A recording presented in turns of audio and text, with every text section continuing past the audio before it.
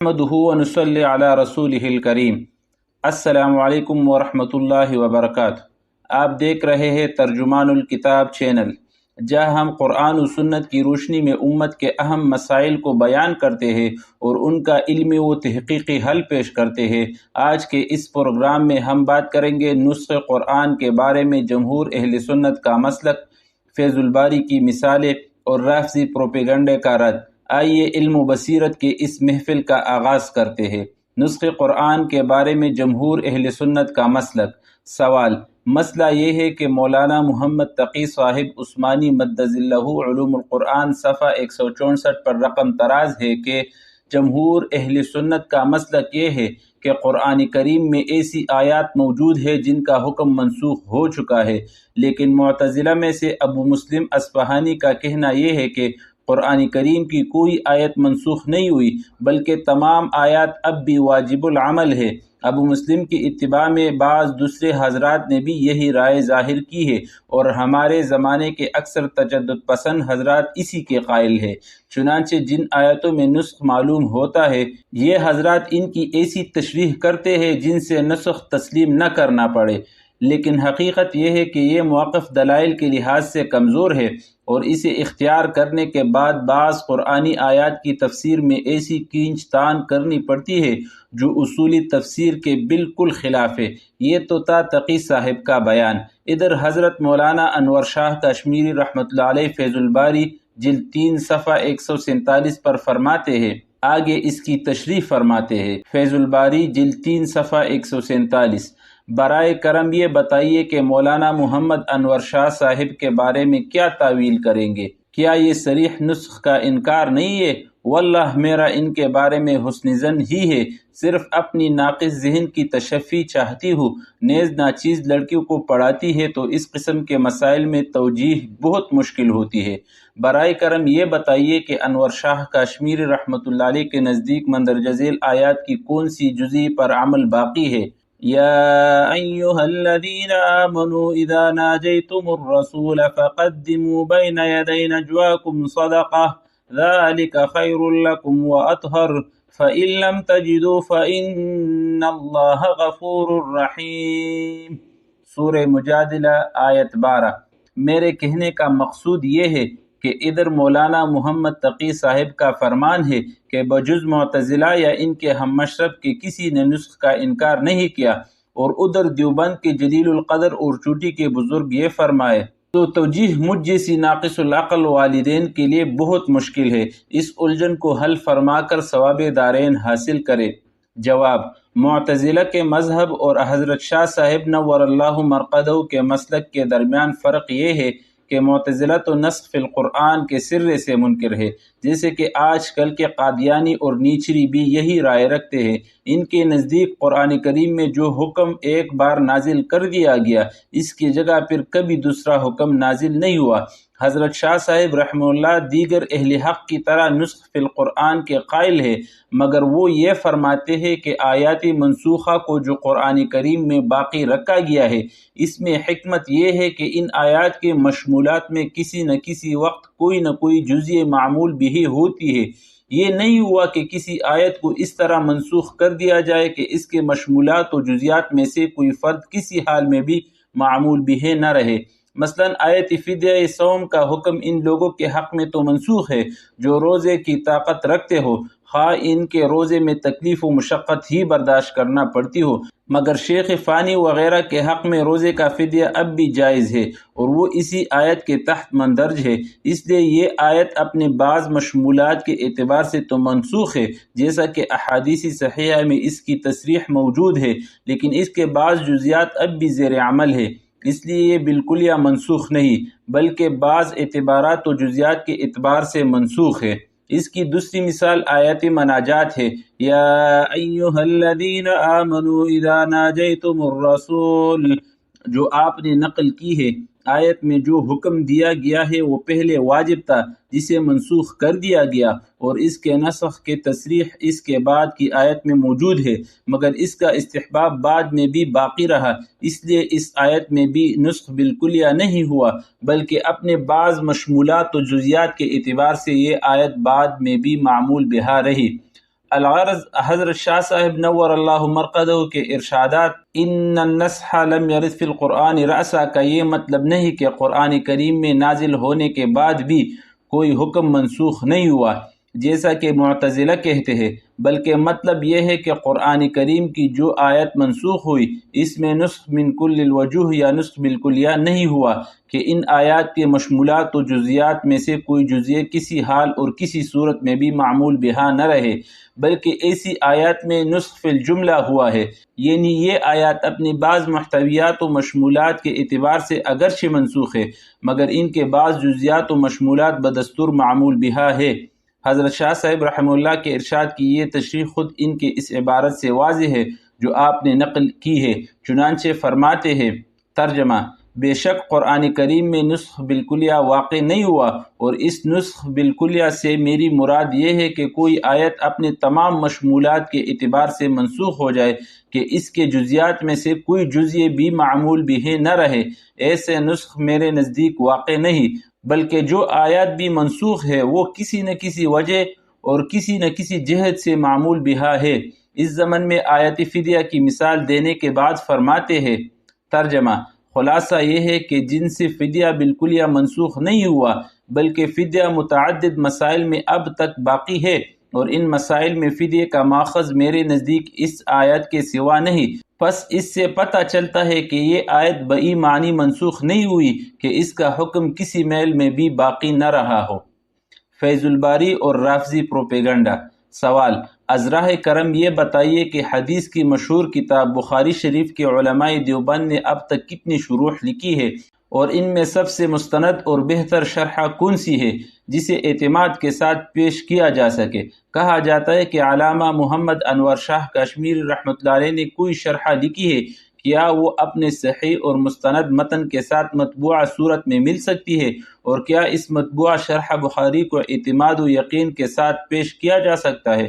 جواب: صحیح بخاری کی کوئی مستقل شرح تو اس وقت ذہن میں نہیں جو اکابر دیوبند میں سے کسی نے لکھی ہو، البتہ اکابر مشائخ دیوبند کے درسی افادات ان کی تلامذہ نے اپنی عبارت میں قلم بند کر کے شائع کیے، اور ان میں لامع الدراری حضرت گنگوئی رحمۃ اللہ علیہ کی تقریر ہے جو ان کی تلمیذ حضرت مولانا محمد یحییٰ کاندھلوی رحمۃ اللہ علیہ نے جمع کی تھی، اور وہ ہمارے شیخ حضرت مولانا محمد زکریا رحمۃ اللہ علیہ ابن محمد مولانا محمد یحییٰ کے حواشی کے ساتھ شائع ہوئی ہے۔ اسی طرح امام العصر حضرت علامہ مولانا محمد انور شاہ کشمیری رحمۃ اللہ علیہ کی درسی افادات ان کی تلمیذ حضرت مولانا سید بدر عالم مرٹی مہاجر مدنی رحمۃ اللہ علیہ نے فیض الباری کے نام سے شائع کیے۔ حضرت شاہ صاحب اردو میں تقریر فرماتے تھے، مولانا سید بدر عالم نے ان کو عربی میں منتقل کر کے قلم بند کیا۔ اسی طرح حضرت گنگوہی رحمۃ اللہ علیہ کی مندرجہ بالا تقریر کو بھی حضرت مولانا محمد یحییٰ رحمۃ اللہ علیہ نے عربی میں قلم بند کیا تھا۔ اس کے بعد سے ہر سال دورہ حدیث کے طلبہ اپنے اکابر کی تقریریں قلم بند کرتے تھے، ان میں سے بعض شائع بھی ہو چکی ہے، جن میں شیخ الاسلام مولانا سید حسین احمد مدنی، مولانا شبیر احمد عثمانی اور مولانا فخر الدین نور اللہ مراقدہم کی تقریریں زیادہ معروف ہے، اور یہ سب اردو میں ہے۔ سوال: ایک شخص جو خود کو عالم دین کہلاتا ہو اور خود کو اہل سنت والجماعت ثابت کرتا ہو، وہ قرآن شریف میں تحریف لفظی کا قائل ہو، اس کے بارے میں شرعی حکم کیا ہے؟ جبکہ یہی سنا گیا ہے کہ قرآن شریف میں کسی طرح کوئی تحریف ممکن نہیں، کیونکہ اس کی حفاظت خود اللہ تعالیٰ نے اپنی ذمہ لی ہے۔ امید ہے کہ تحقیق اور قطعی جواب سے نوازیں گے۔ جواب: اہل سنت میں کوئی شخص قرآن کریم میں تحریف لفظی کا قائل نہیں، بلکہ اہل سنت کے نزدیک ایسا شخص اسلام سے خارج ہے۔ اس مسئلے کو میری کتاب شیعہ سنی اختلافات اور صراط مستقیم میں دیکھ لیا جائے۔ میرا خیال ہے کہ آپ کو ان صاحب کے بارے میں غلط فہمی ہوئی ہوگی۔ سوال: آپ کی خدمت میں ایک سوال قرآن مجید میں تحریف لفظی کے قائل کے بارے میں شرعی حکم کے جاننے کے لیے پیش کیا تھا۔ آپ نے جواب کے بعد تحریر فرمایا ہے کہ میرا خیال ہے کہ آپ کو ان صاحب کے بارے میں غلط فہمی ہوئی ہوگی۔ اس جملے کے بعد میں نے ضروری سمجھا کہ آپ سے مزید اطمینان کروں تاکہ تحریف لفظی کے قائل کے بارے میں مجھے یقین رہے کہ شریعت کا کیا حکم ہے، اس لیے آپ کی خدمت میں اس عالم دین کے اصل الفاظ پیش کرتا ہوں۔ وہ فرماتے ہیں: میرے نزدیک تحقیق یہ ہے کہ قرآن میں محققانہ طور پر معنوی ہی نہیں تحریفی لفظی بھی ہے، یا تو لوگوں نے جان بوجھ کر کی ہے یا کسی مغالطے کی وجہ سے کی ہے۔ ان الفاظ میں وہ یہی فرما رہے ہیں کہ قرآن کریم میں تحریفی لفظی ہے، جبکہ ہم نے یہی سنا ہے کہ قرآن کریم اپنے نزول سے آج تک ہر طرح کی تحریف سے محفوظ ہے۔ قرآن میں سامنے سے یا پیچھے سے باطل راہ نہیں پا سکتا، اور قرآن کی حفاظت اللہ تعالیٰ نے خود ذمہ لیا ہے، اور یہی سنا ہے کہ قرآن میں کسی طرح تحریف کا قائل کوئی مسلمان نہیں۔ اگر کوئی مسلمان کہلانے والا ایسا کہے تو وہ مرتد ہو جاتا ہے۔ اب تک شیعہ فرقے کے بارے میں سنا تھا کہ وہ قرآن میں تحریف کے قائل ہے، لیکن ایک اہل سنت والجماعت کہلانے والے عالم نے تحقیقی طور پر ایسا کیا ہے۔ اس لیے مجھے بہت تشویش ہوئی کہ قرآن کی ہر طرح حفاظت اللہ نے اپنے ذمے لی ہے، اس کے باوجود قرآن میں تحریف مانی جا رہی ہے۔ اس لیے میں نے حقیقت جاننے کے لیے آپ سے رہنمائی چاہیے۔ یہ بھی بتائیے کہ ماضی میں بھی کبھی کوئی سنی عالم قرآن میں تحریف معنوی یا تحریف لفظی کا قائل رہا ہے؟ امید ہے کہ آپ قطعی شرعی احکام سے آگاہ فرمائیں گے۔ شکریہ۔ جواب: میں پہلے خط میں عرض کر چکا ہوں کہ اہل سنت میں کوئی شخص تحریف فی القرآن کا قائل نہیں۔ میں نے یہ بھی لکھا تھا کہ آپ کو ان صاحب کے بارے میں غلط فہمی ہوئی ہوگی، میرا یہ خیال صحیح نکلا۔ چنانچہ آپ نے جو عبارت ان صاحب سے منسوب کی ہے وہ ان کی عبارت نہیں بلکہ غلط فہمی سے آپ نے منسوب کر دی ہے۔ اس کی شرح یہ ہے کہ فیض الباری جلد 3 صفحہ 395 میں حضرت ابن عباس رضی اللہ عنہ کے قول کی، جو صحیح بخاری جلد 1 صفحہ 369 میں منقول ہے کہ اللہ تعالیٰ نے تمہیں مسلمانوں کو بتا دیا ہے کہ اہل کتاب نے اللہ تعالیٰ کی نوشتہ کو بدل ڈالا اور کتاب میں اپنے ہاتھوں سے تبدیلی پیدا کر دی ہے۔ اس کی شرح میں حضرت امام العصر مولانا محمد انور شاہ کاشمیری رحمۃ اللہ علیہ فرماتے ہیں، جاننا چاہیے کہ تحریف فی الکتب السابقہ میں 3 مذہب ہے۔ نمبر 1، ایک جماعت اس طرف گئی ہے کہ کتب سماویہ میں تحریف ہر طرح کی ہوئی ہے، لفظی بھی اور معنوی بھی۔ ابن حزم رحمۃ اللہ علیہ اس کی طرف مائل ہے۔ نمبر 2، ایک جماعت کا مذہب یہ ہے کہ تحریف قلیل ہے، شاید حافظ ابن تیمیہ کا رجحان اسی طرف ہے۔ نمبر 3، اور ایک جماعت تحریفی لفظی کے سرے سے منکر ہے، پس تحریف ان کے نزدیک سب کی سب معنوی ہے۔ میں کہتا ہوں کہ اس مؤخر الذکر مذہب پر لازم آئے گا کہ نعوذ باللہ قرآن بھی محرف ہو، کیونکہ تحریفی معنوی اس میں بھی کچھ کم نہیں کی گئی۔ واللازم باطل فی الملزوم مثلو، اور جو چیز میرے نزدیک محقق ہوئی ہے وہ یہ کہ ان میں یعنی کتب سماویہ میں تحریفی لفظی بھی ہوئی ہے، یا تو انہوں نے جان بوجھ کر کی یا غلطی کی وجہ سے، بس اللہ تعالیٰ ہی اس کو بہتر جانتے ہیں۔ یہ حضرت شاہ صاحب رحمۃ اللہ علیہ کی پوری عبادت کا ترجمہ ہے۔ اب 2 باتوں پر غور فرمائیے۔ اول یہ کہ حضرت ابن عباس رضی اللہ عنہ کے ارشاد میں اہل کتاب کا اپنی کتاب میں تحریف کر دینا مذکور تھا۔ حضرت شاہ صاحب رحمۃ اللہ علیہ نے اس سلسلے میں 3 مذہب نقل کیے۔ ایک یہ کہ اہل کتاب کی کتاب میں تحریف بکثرت ہے، دوم یہ کہ تحریف ہے تو صحیح مگر کم ہے، سوم یہ کہ تحریفی لفظی سرے سے نہیں، صرف تحریفی معنوی ہے۔ حضرت شاہ صاحب رحمۃ اللہ علیہ نے ان 3 اقوال کو نقل کر کے اپنا محققانہ فیصلہ صادر فرماتے ہیں کہ اہل کتاب کی کتاب میں تحریفی لفظی موجود ہے۔ اب رہا یہ کہ یہ تحریف انہوں نے جان بوجھ کر کی ہے یا غلطی کی وجہ سے صادر ہوئی ہے، اس کو اللہ تعالیٰ ہی بہتر جانتے ہیں۔ الغرض گفتگو تمام تر اس میں ہے کہ اہل کتاب کی کتاب میں تحریفی لفظی ہوئی ہے یا نہیں، اگر ہوئی ہے تو قلیل ہے یا کثیر۔ اسی کے بارے میں 3 مذاہب ذکر فرمائے ہیں، اور اسی تحریف فی الکتاب کے بارے میں اپنا محققانہ فیصلہ صادر فرمایا ہے۔ قرآن کریم کی تحریفی لفظی کا دور و نزدیک کہیں تذکرہ ہی نہیں کہ اس کے بارے میں حضرت شاہ صاحب رحمۃ اللہ علیہ یہ فرمائیں کہ جو چیز کے میرے نزدیک محقق ہوئی ہے وہ یہ کہ اس میں تحریفی لفظی موجود ہے۔ دوم شاہ صاحب نے تیسرا قول یہ نقل کیا تھا کہ کتب سابقہ میں صرف تحریفی معنوی ہوئی ہے، تحریفی لفظی نہیں ہوئے۔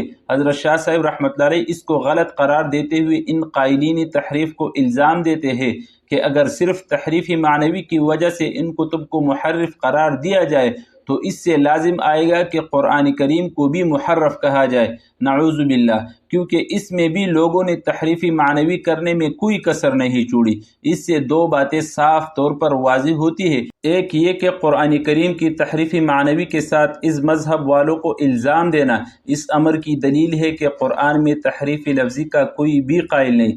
دوسری بات یہ واضح ہوتی ہے کہ اگر حضرت شاہ صاحب رحمۃ اللہ علیہ نعوذ باللہ قرآن کریم کی تحریف لفظی کے قائل ہوتے تو صرف تیسرے مذہب والوں کو الزام نہ دیتے بلکہ پہلے اور دوسرے قول والوں پر بھی یہی الزام عائد کرتے۔ میں نے صرف اس عبارت کی تشریح کی ہے جس سے آپ کو حضرت شاہ صاحب رحمۃ اللہ علیہ کی بات سمجھنے میں غلطی ہوئی ہے، ورنہ قرآن کریم کا تحریفی لفظی سے پاک ہونا ایک ایسی حقیقت ہے جس کا کوئی بھی منکر نہیں ہو سکتا۔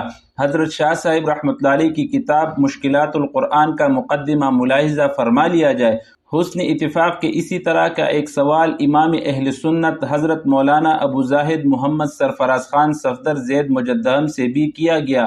انہوں نے فیض الباری کی اس عبارت کی وضاحت فرمائی جس سے شیعہ تحریف قرآن پر استدلال کرتے ہوئے اسے مناظروں میں پیش کرتے ہیں۔ شیعہ یہ تاثر دینا چاہتے ہیں کہ نعوذ باللہ فیض الباری میں ہے کہ امام العصر حضرت مولانا محمد انور شاہ کشمیری اور مولانا بدر عالم میرٹی قدس اللہ اسرارہما بھی تحریف کے قائل تھے۔ حضرت مولانا محمد سرفراز خان دامت برکاتہم العالیہ نے اس پروپیگنڈے کا جواب اور غلط فہمی کی وضاحت اپنے ایک مسترشد جناب مولانا عبدالحفیظ صاحب کے نام ایک مکتوب میں فرمائی اور ہدایت فرمائی کہ اسے عام کیا جائے، جس پر موصوف نے اس کی فوٹو اسٹیٹ بھیج کر ہم پر احسان فرمایا ہے۔ چونکہ حضرت مولانا محمد سرفراز خان صفدر مدظلہ کے مکتوب ثانی میں درج فیض الباری کی عربی عبارتوں کا اردو ترجمہ نہ تھا، اس لیے افادہ عام کی غرض سے اس کا اردو ترجمہ کر دیا گیا۔ ذیل میں حضرت مولانا ابو زاہد سرفراز خان صفدر کی وضاحت انہی کے الفاظ میں پیش کی جاتی ہے۔ عزیز القدر جناب حضرت مولانا عبدالحفیظ صاحب دامت مجدہم، السلام علیکم ورحمۃ اللہ وبرکاتہ۔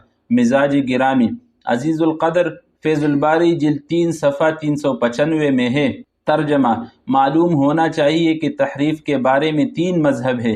ایک جماعت کا خیال ہے کہ کتب سماویہ میں تحریفی لفظی اور معنوی دونوں ہوئی ہے، ابن حزم رحمۃ اللہ علیہ اسی کے قائل ہے۔ دوسری جماعت کا نظریہ یہ ہے کہ کتب سماویہ میں تھوڑی سی تحریف ہوئی ہے، غالباً ابن تیمیہ رحمۃ اللہ علیہ کا جھکاؤ اسی طرف ہے۔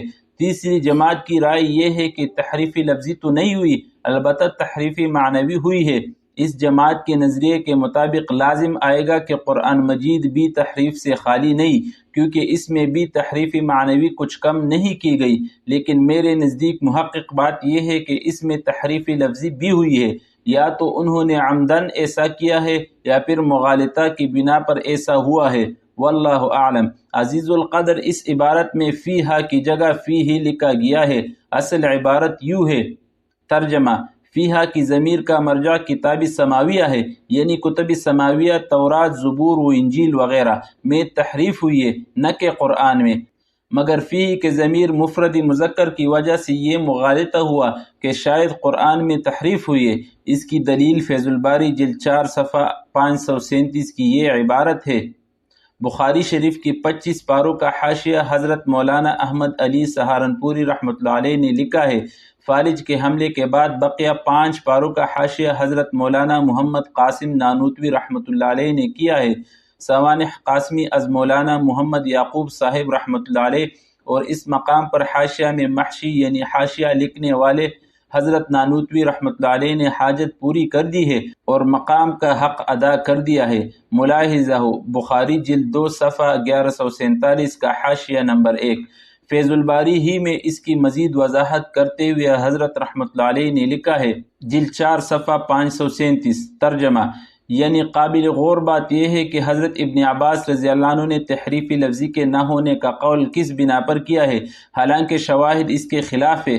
پھر تحریفی لفظی کا نہ ہونے کا قول کیوں کر ممکن ہے، جبکہ قرآن مجید نے ان کے اس فعل قبیح کو ذکر کیا ہے کہ وہ اپنے ہاتھوں سے لکھ کر کہہ دیتے ہیں کہ یہ اللہ کی طرف سے ہے، حالانکہ وہ اللہ کی طرف سے نہیں ہے، اور یہی تو تحریف ہے۔ غالباً تحریفی لفظی نہ ہونے سے ان کی مراد یہ ہے کہ وہ قصداً ایسا نہیں کرتے، بلکہ ان کے اسلاف اپنی کتابوں میں اپنی سمجھ کے مطابق ایک مفہوم لکھ دیتے، لیکن ان کے بعد آنے والوں نے اس تشریحی نوٹ کو تورات کے متن میں شامل کر لیا، جس کی وجہ سے اصل اور شرح میں التباس ہو گیا اور یوں تحریفی لفظی ہو گئی۔